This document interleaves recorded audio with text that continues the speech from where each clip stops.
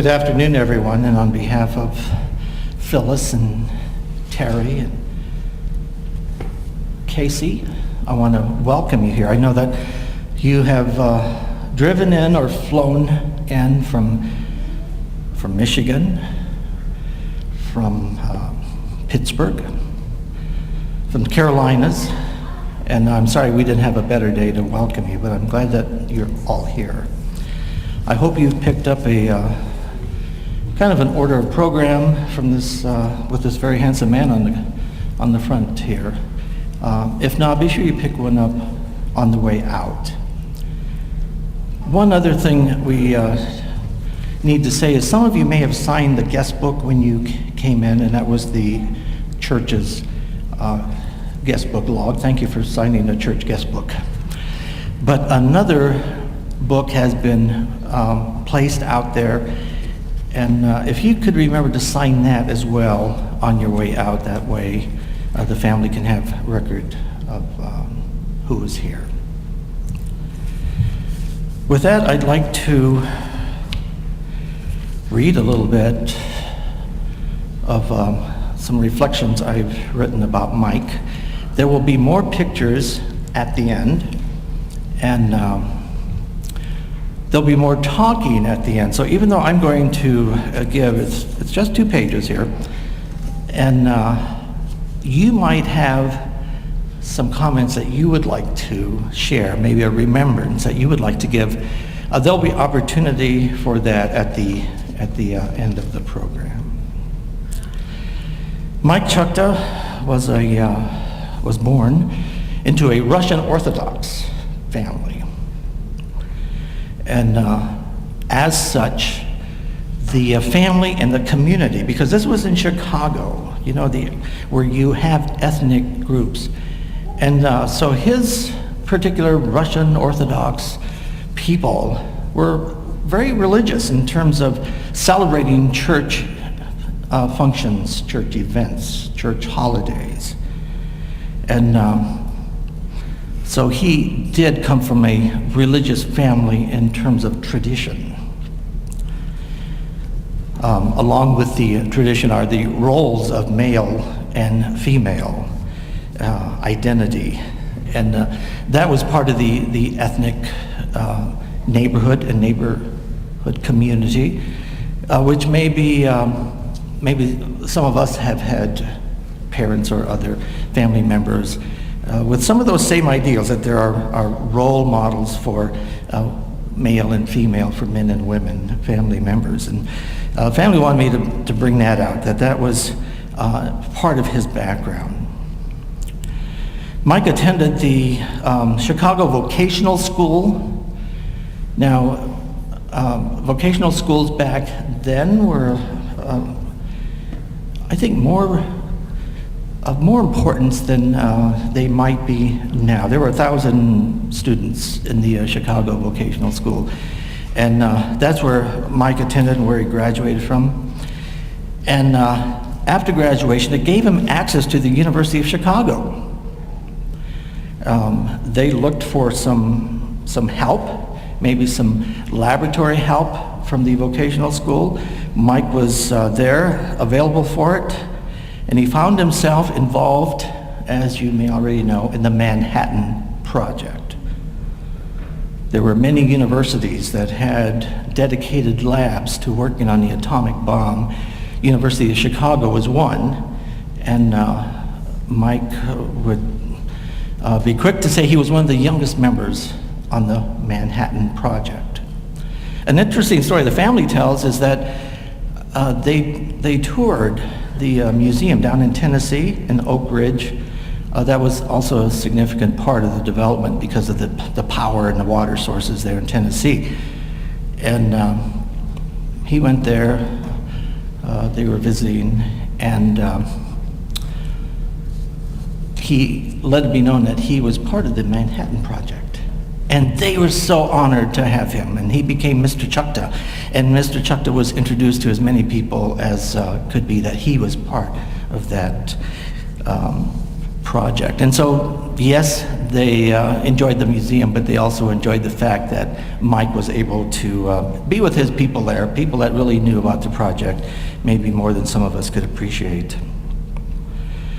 Mike is a veteran of the Korean War, and again, we'll hear a little bit more about that later. But he served time in Korea and has stories to tell, and I think of some of our church members here who also were in the Korean War, and I can imagine them having stories to share and talk about those events. Mike did not get his degree from the University of Chicago, though. He lets us know here in Columbus, Ohio, with a mischievous twinkle in his eye, that he is a graduate of Michigan State. So, Mike, I'm wearing my maize and blue tie.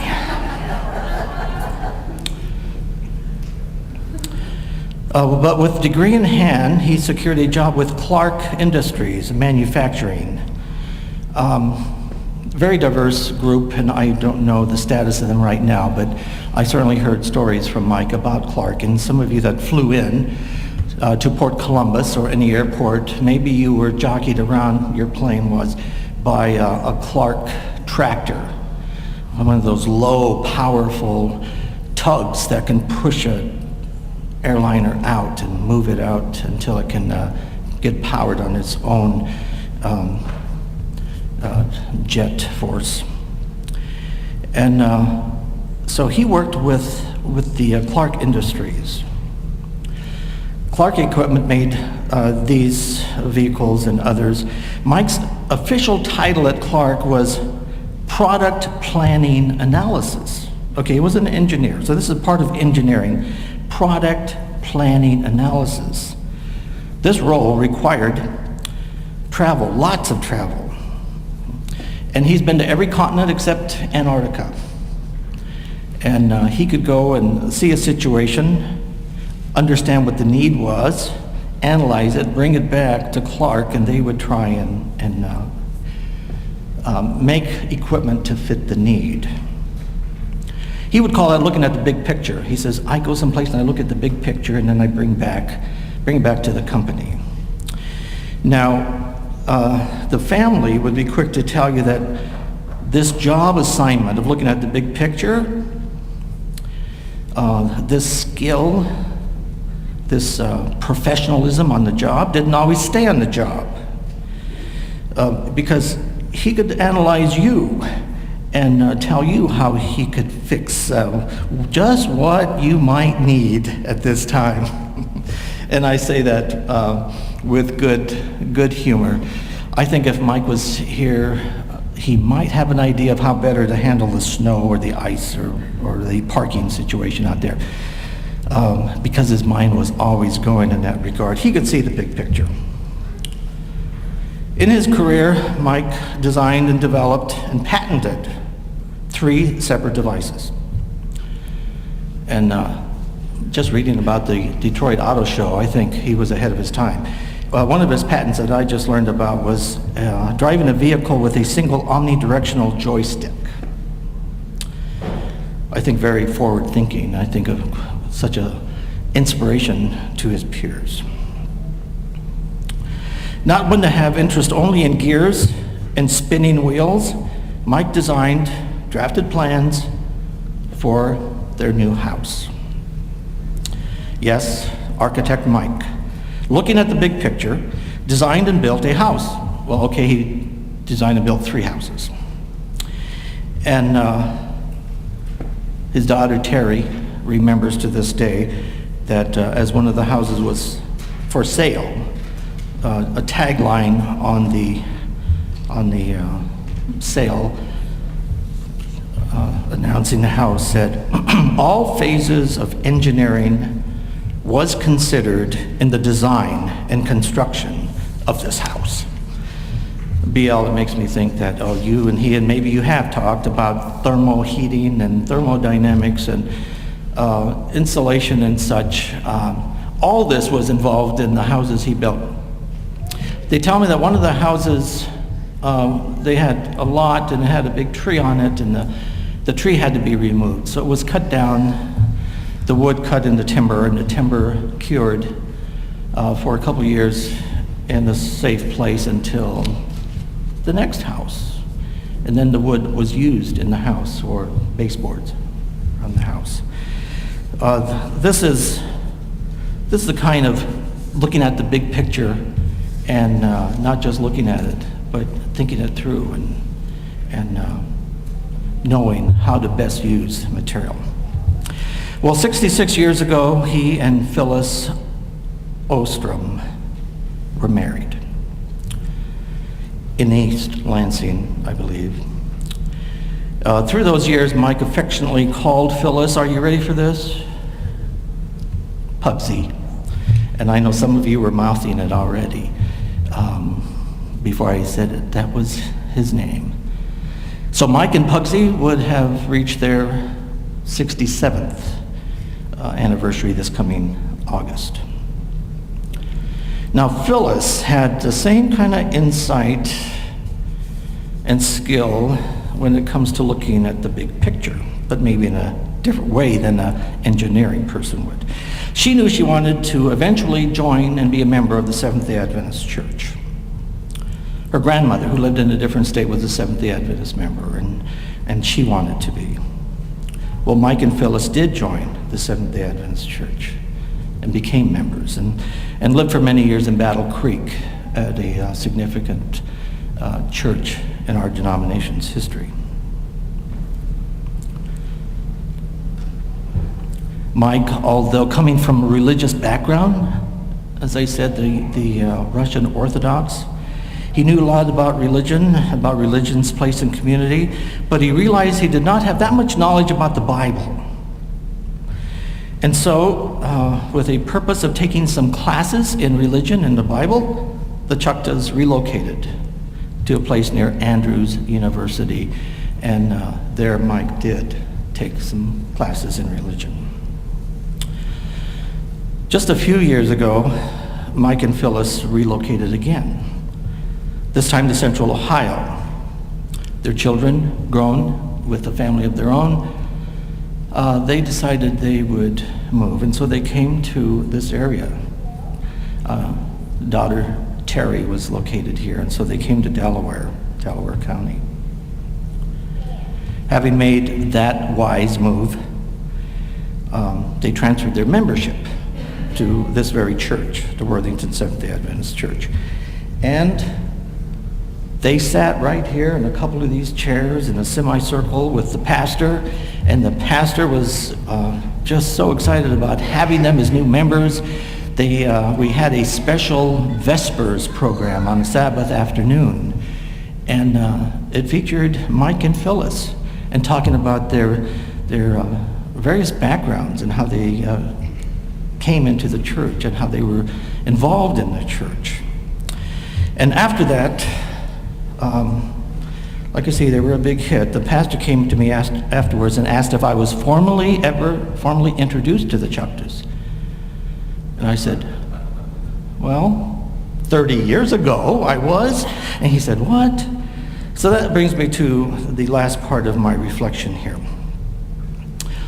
30 years ago, I was at Andrews University. I was a seminary student, and I was, as all seminarians, assigned to various churches in the area. And I was assigned to the Dowagiac Seventh-day Adventist Church. A little drive out of town, but there I kind of wanted to go there because the facilitator there, the instructor, was a man I wanted to study under. And little did I know that I would have Casey Chucta in my youth group, and that Casey would introduce me to his parents. And that his parents, being very involved in the church, Mike was an elder, and I know in the past Mike has been a Pathfinder leader and on boards, not just for the church, but for instance, the Adventist Heritage Association from Battle Creek. And so they liked the fact that I was in the youth ministry, and somehow they heard the sad story that I was living on a cabin on the lake with another guy who's graduating, and I can't afford to be there by myself. And they said, well, why don't you come and live with us? Now somebody who's in this congregation right now had been living with the Chuctas before that for her freshman year. And she finished and moved on, so they had space. Now, the Chuctas lived on Diamond Lake. They had lived on, I came to know they've lived on 3 different lakes, but right now they were living on Diamond Lake, a house that backed into the lake, a property that had a dock, and a ski boat. So why wouldn't I say yes? And I said, well, okay, yeah. And so they let me live there. With no expense other than Casey and I would travel together to and from school and, maybe pick up a gallon of apple cider or some desserts on the way home. That was all that was expected of me. So that tells you about the welcoming and the generosity of the Chuctas. And Phyllis, of course, was a gracious hostess, but Mike was the one who would make things happen. He would see the big picture. All right, back to Mike now. Mike's mother was born on Kelly's Island in Lake Erie. And they lived on 3 lakes, and they had a boat. So I called him Skipper once in a while, thinking that, this guy loves the water and loves nautical things. But no, he didn't do much for swimming or boating or water skiing. He said that you have to get wet to do those things, and so he didn't bother with that. Well, I have given you a small picture of a big man, but I hope it was enough to let you see that he had such intellectual curiosity. You'll see some other slides having to do with travel. He did so much traveling. He had the joy of travel. He had regard and respect for religion and love for his family. And it was my privilege to know the Chuctas, and then from there on to get to know other family members. So now some of you in the congregation that wonder, well, how did Tom become the family pastor? Now you know the rest of the story, and I'm proud of it, and I'm glad that I could have this part of it.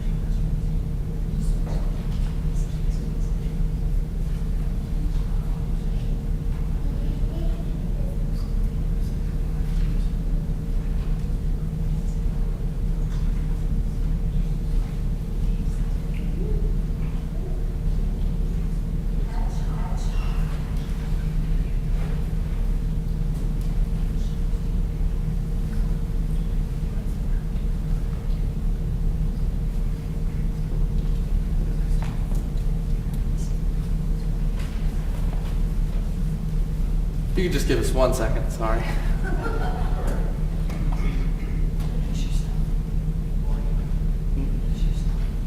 My name is Elliot Chucta. I'm one of the grandchildren from South Carolina. I'm his musical assistant. I forgot the music in the other room. It's nice when somebody takes the blame for you, isn't it?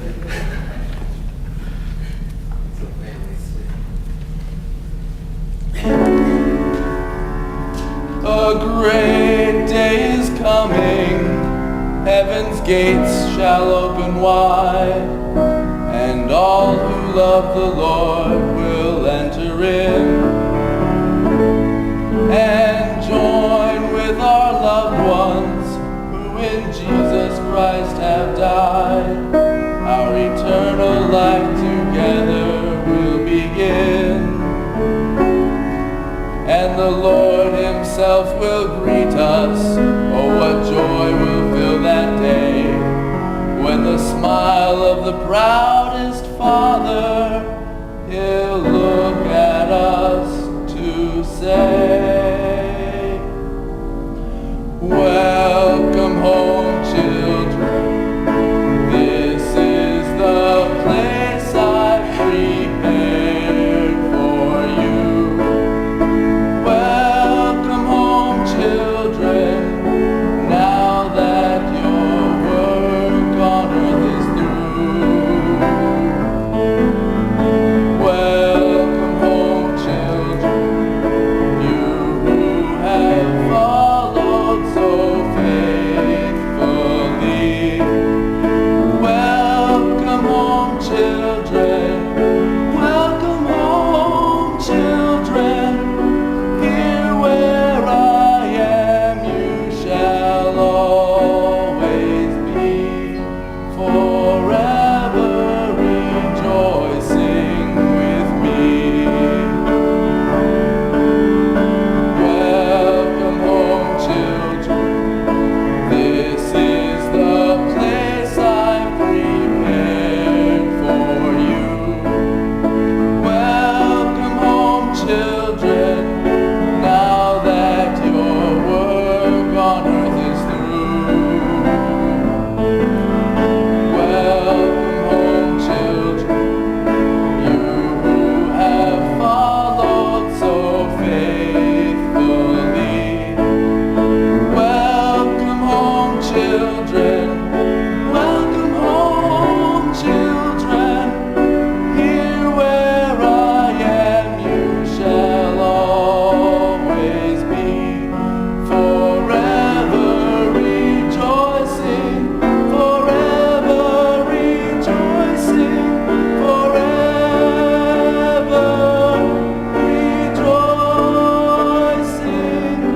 with me.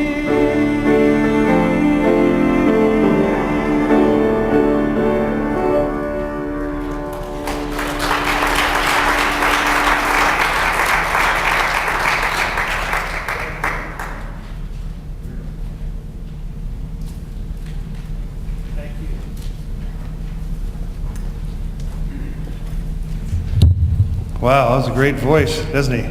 That's right, that's right. And you know, we here at the Worthington Seventh Adventist Church notice when people are good with the snow shovel too out in front. I've talked with our pastor Julian and I, and you're going to be hired here. And I really appreciate it. He can really shovel snow. I like that. My name is Pastor Bobby McGee, and I'm one of the pastors here. And I know that on behalf of Julian, Filipov, and I, the Chuctas are right up there with the pillars of the church. And the reason why they're the pillars of the church isn't always because of the big picture. It's because of the way they treat people. They treat people with respect. And Mike was that person. And you know, as you guys lived in different places, and I would go to your house and you would give things from your home to the church to help other people.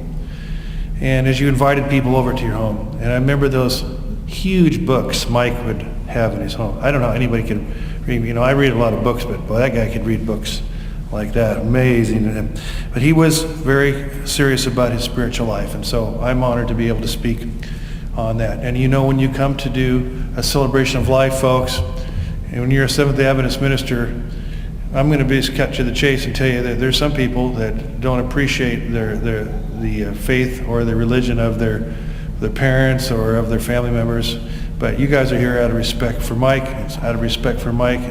I want to represent what Mike would want at this time. And so I will say to you that no matter what he was or how he trained, I know that Mike had your best interest at all times in his life.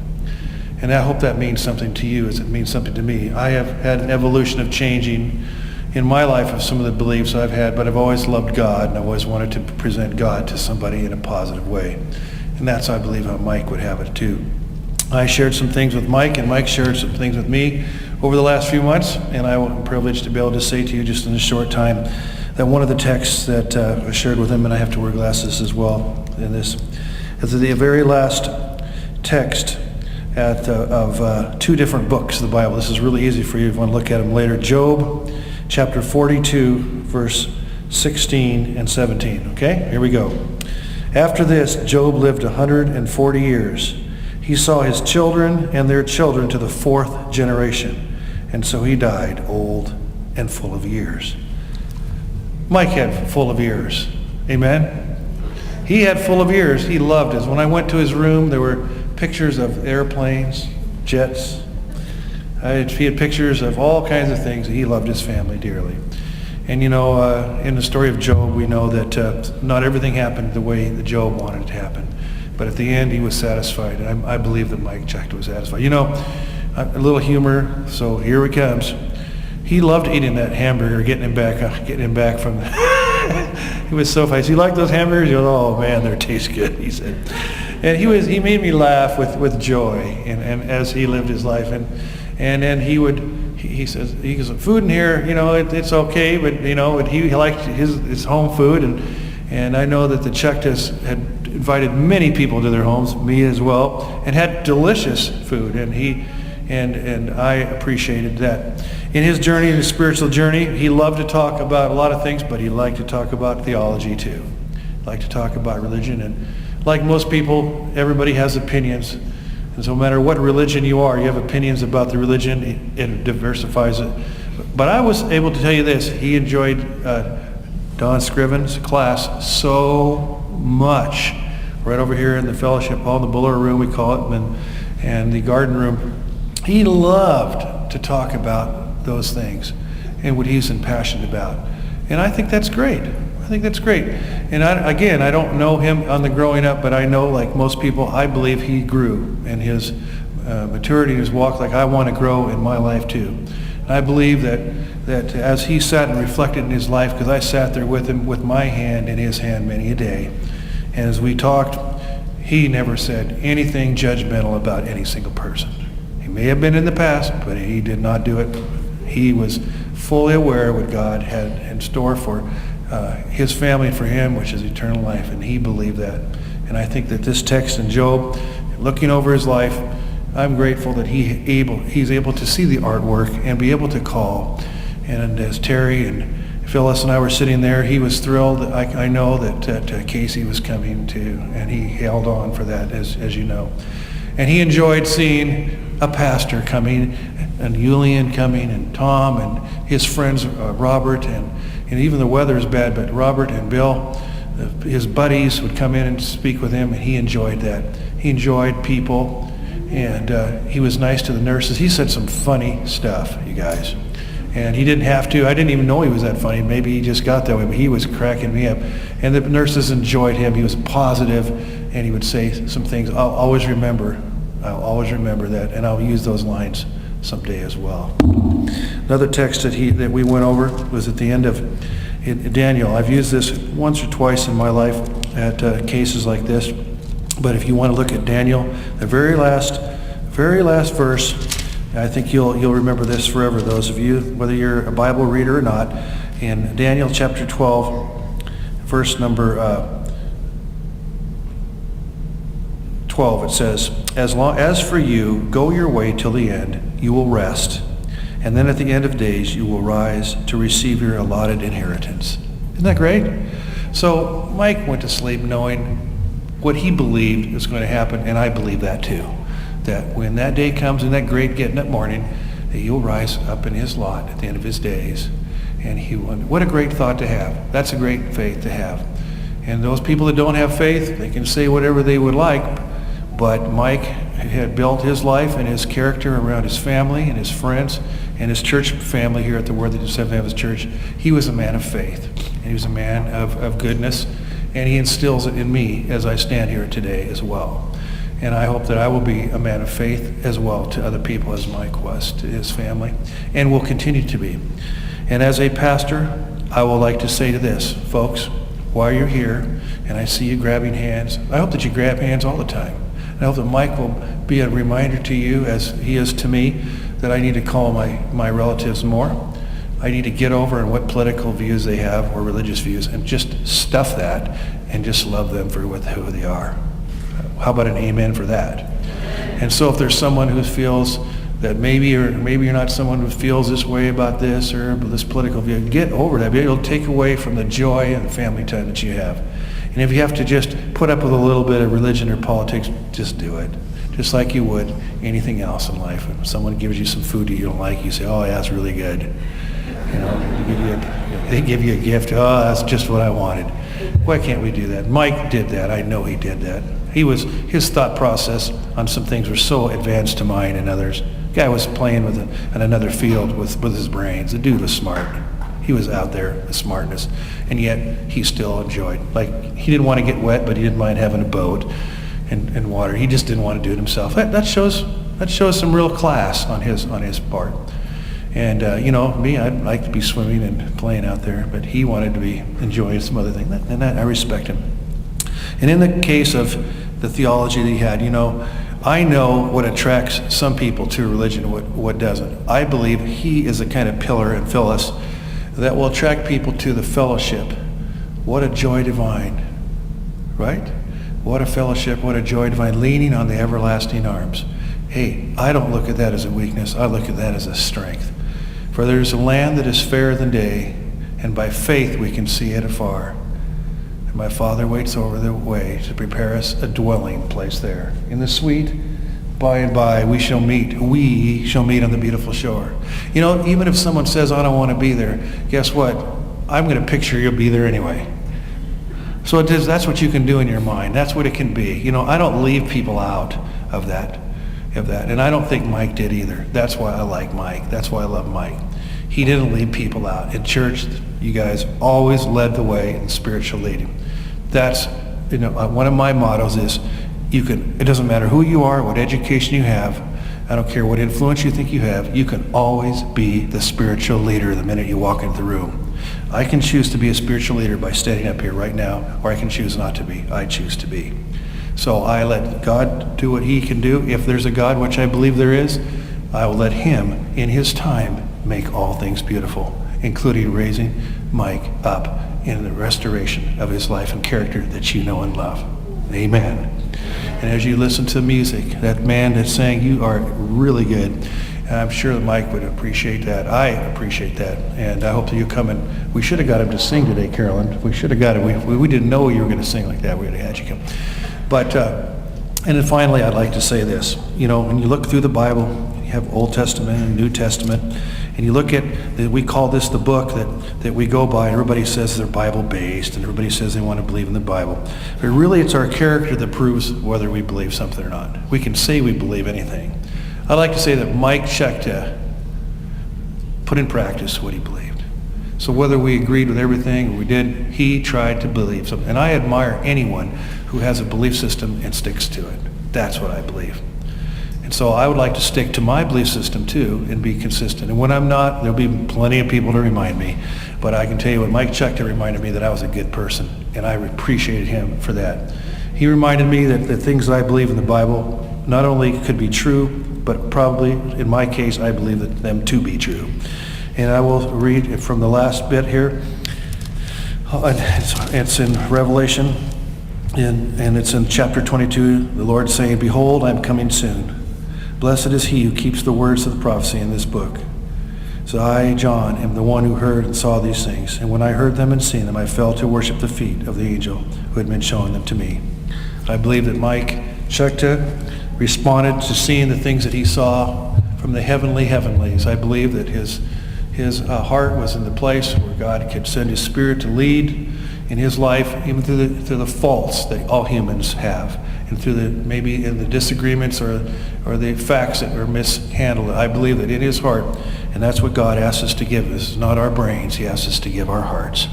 And when we do that, he that began a good work will complete a good work. May the Lord add a blessing to your family. May the void that he's gone will be filled in your heart and mind the way he would want it to be. For he was a leader, he is a leader, and he will be a leader again because of God. Thank you.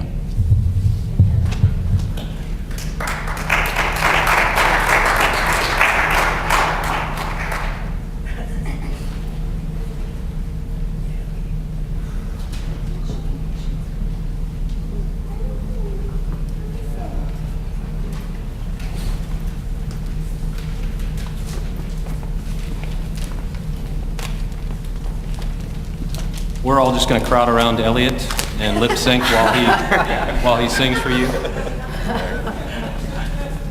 For those of you that knew our granddad, our great-granddad, our father-in-law, you know he liked to laugh. And as you think about the words of this song, a family reunion, I know coming into this family, man, oh man, I can't remember how many awesome family reunions we had. But as we sing the words to this song, there's no family reunion like this one. None like this.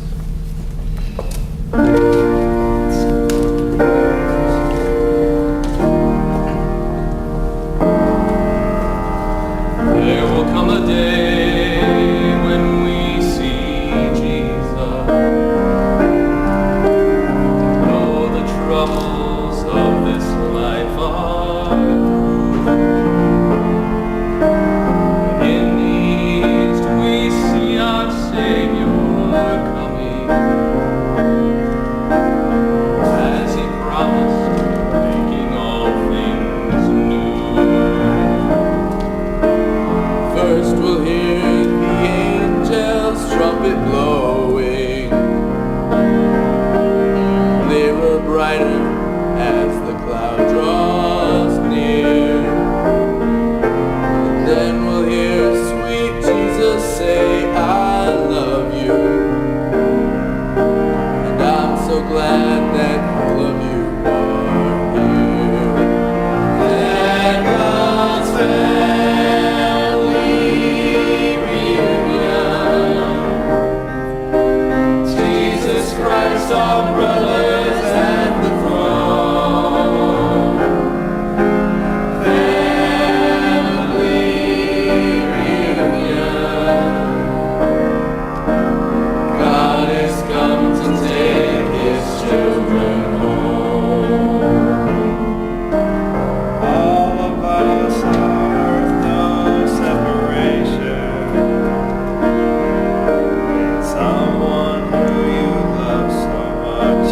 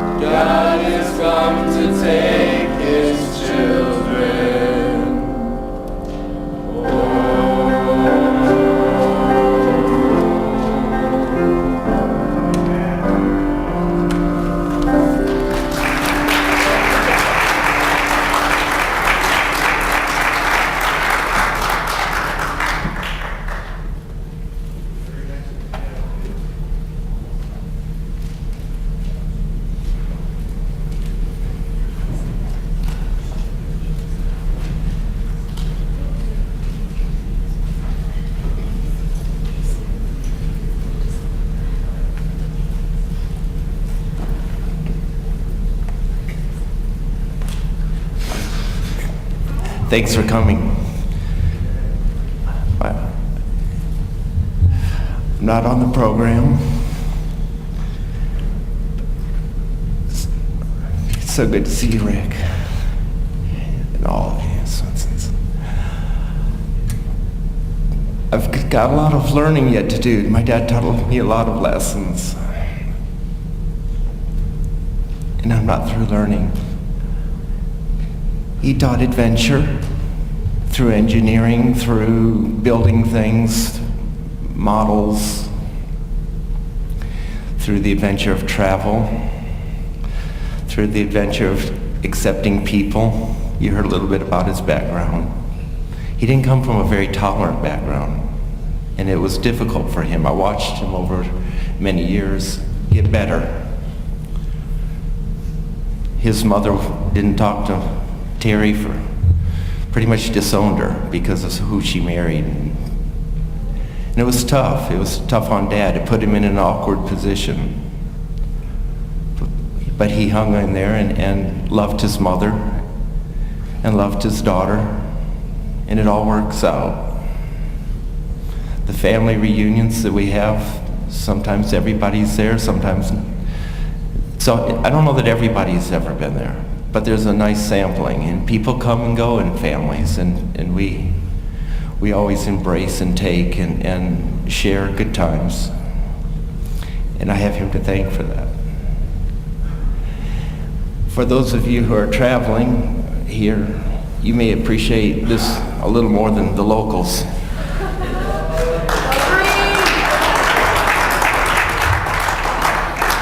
My dad would like this. One of the last football game that he watched the Homeboys beat Stanford. I saw it through the internet on Facebook, but I was there, so I think he enjoyed knowing that I was there watching his team. So obviously humor is in our blood, and we appreciate him sharing that with us. Thank you all for coming and for sharing this celebration with us. If anybody has a memory that they would like to share, a feeling, on anything, feel free to come up. Appreciate it. You can stand right from where you're at in this group as well. You can go up there, or just stand right there and say something. Yeah, I do. Okay. My wife, she sends her love. She couldn't be here, but she really loved him. She said, please make sure you talk to Jerry, please, and she gave him a hug. She'd be here if she could. He was a nice guy. He taught me how to be a better student because I was an undisciplined student. I remember the day we were at your house, and he said exactly what geographical lines Chile are. I had no idea. He said, let's go look at the globe. I still don't remember. I'll have to go check it out. I went, the idea was to see, first of all, I didn't feel bad. And he didn't make me feel bad. And I learned something. And one of the treats I had was when we would go to fireworks and we'd hear music. And what is it, the Overture of 1812, I think? Oh, wonderful stuff. My first reaction when they exploded the cannons was fantastic. The best part was when I got to bring my wife, because I knew what she did. And I always liked going to know. So I really, it was beautiful because I think that, as you well know, he was a good guy. And I never felt unwelcome in his presence. And he'll be missed. And if he can see people that have passed in my life, in our lives, I hope that, I'm sure they will get along. But God bless you. Thank you very much for the opportunity to share what you really are.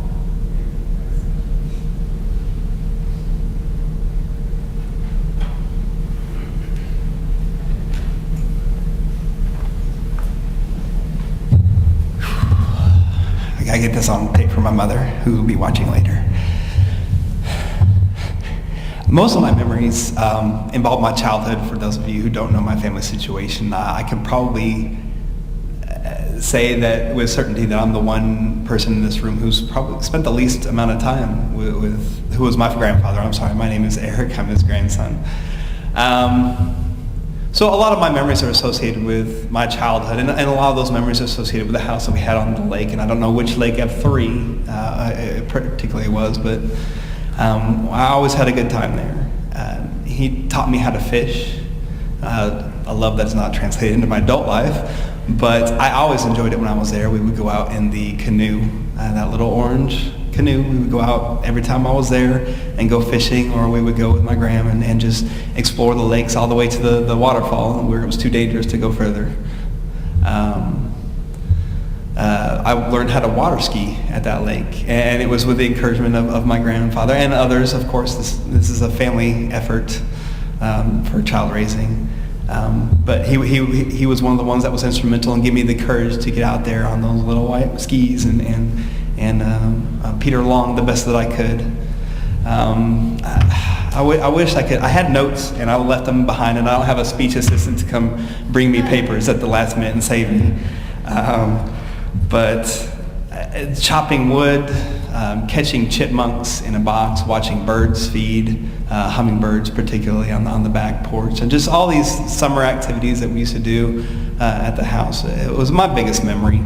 And I've been told that it'd be nice to share the one thing that I took from Granddad that really stuck in my life, and it really wasn't the hairline that he gave me that's going to stick with me the most. It was his sense of humor, and I've heard it said a couple different times up here, and you're going to hear it a lot today, but he always had a joke for you.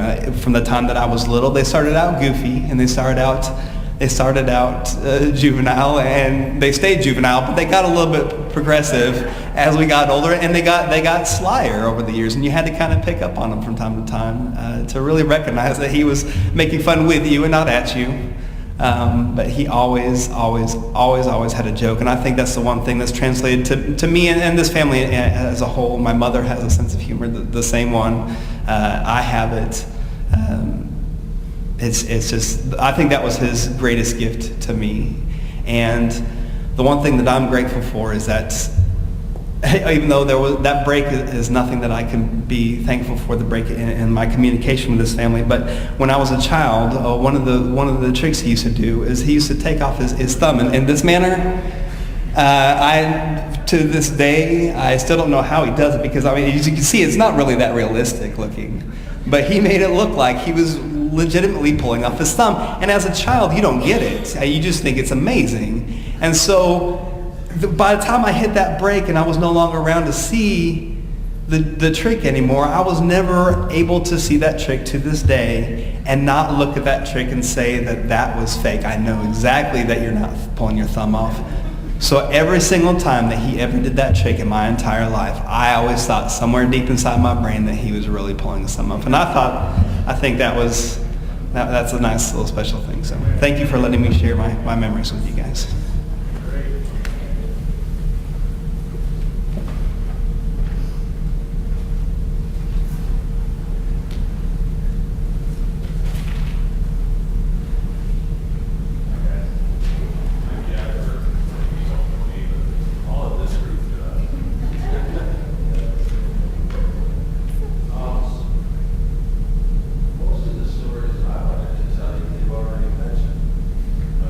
Really, I want to reinforce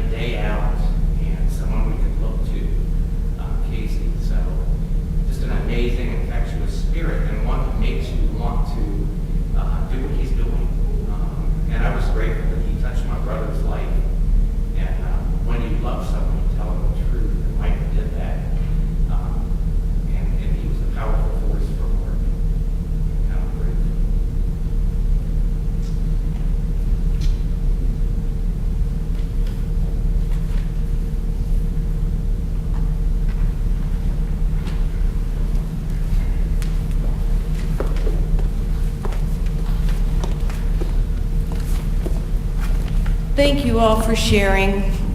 It means so much to all of us, and until you did, I thought I could stand up here and say what I wanted to say without any trouble. So please do bear with me. I'll do my best, okay?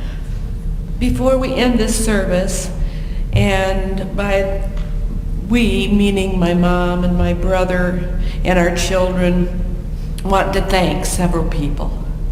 First of all, the members of this church who welcomed them in and helped this to become their church home.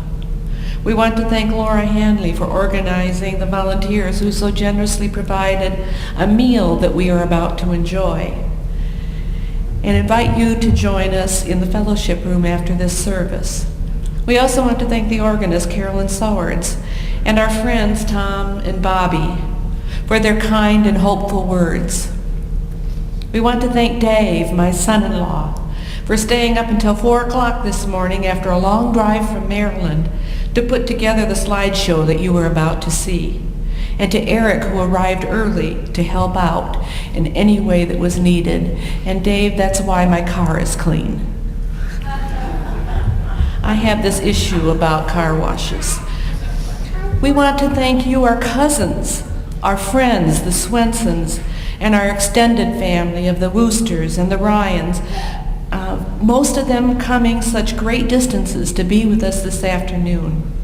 They made long and sometimes harrowing trips to be here through bitter cold, wind, and ice, and we're touched. We also want to thank Willowbrook for making Daddy's last few months so much more than comfortable. Although they did that too, but they went far beyond the mechanics of care. They took the time to listen to him, to learn from him about his Adventist diet, his interests, his history, to learn from him about the life that he had that he loved to share. And they went another step further. They loved him. You know, we baby boomers are highly and fiercely protective of our parents. It's one of the major traits of our age cohort. And I have pretty high standards. But you folks at Willowbrook, my team too, you never let us down. And for that, we will be eternally grateful. And a special thank you, even though he's not here, he'd planned to be, to my boss, Larry Harris, the CEO at Willowbrook, for allowing me the flexibility to do what I needed to do, both as an employee and as a daughter. He made it possible for me to juggle both professional and personal obligations. Heartland Hospice made it possible for Dad to join us for his last Thanksgiving and Christmas. He got to come home to my house the only times he was sprung since last June. And he helped us, and they helped us through the transition that he made from this life, so that it was a peaceful and gentle passing. I also want, on behalf of my brother Casey, as well as myself, to thank both of our parents, Dad and Mom, for what they gave us. As you've heard, they traveled a lot, all over the globe, and they instilled in us along the way a curiosity about what goes on in this world, a fascination with ethnicity and customs, a desire to go, to experience, to learn, and to explore. As you've also heard this morning or this afternoon, my dad had a very sly wit and a love for jokes. He liked them so much that he repeated them over and over and over again. I'm sure that every one of you here who has ever asked him, "How are you?" heard the same answer. What was it? Better. And he was just waiting for you to look quizzically at him so he could say, "My wife says I'm better than nothing." And then once you laugh and it quiets down for a second, then he would say, "She used to call me good for nothing." He didn't just drive these jokes into the ground, he plowed them 20 feet under. He loved to laugh and to make other people laugh too. So in that spirit and in tribute to what they gave to their children, we're going to end this service with the tune Mom and Dad called Their Song.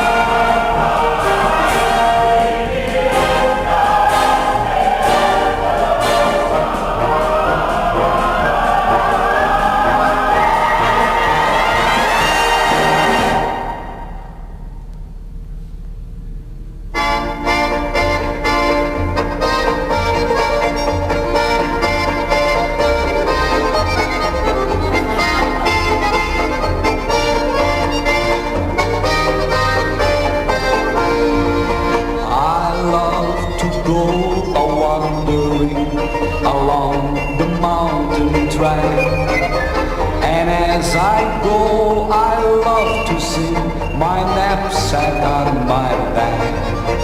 Valerie, Valerie, Valera, Valerie, Valera, Valerie, Valera, my knapsack on my back. I love to wander by the stream that dances in the sun. So joyously it calls to me, come join my happy song. Valerie, Valerie, Valera, Valerie, Valera, Valerie, Valera, come join my happy song.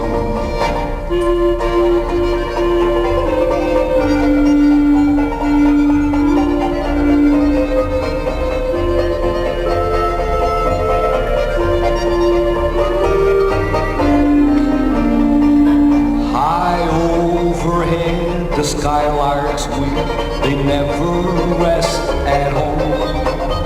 But just like me, they love to sing as over the world we roam. Valerie, Valerie, Valera, Valerie, Valera, Valerie, Valera, as over the world we roam. Oh, may I go a-wandering until the day I die. Oh, may I always laugh and sing beneath God's clear blue sky.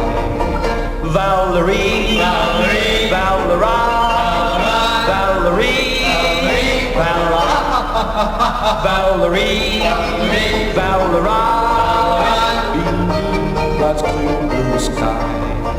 Beneath God's clear blue sky.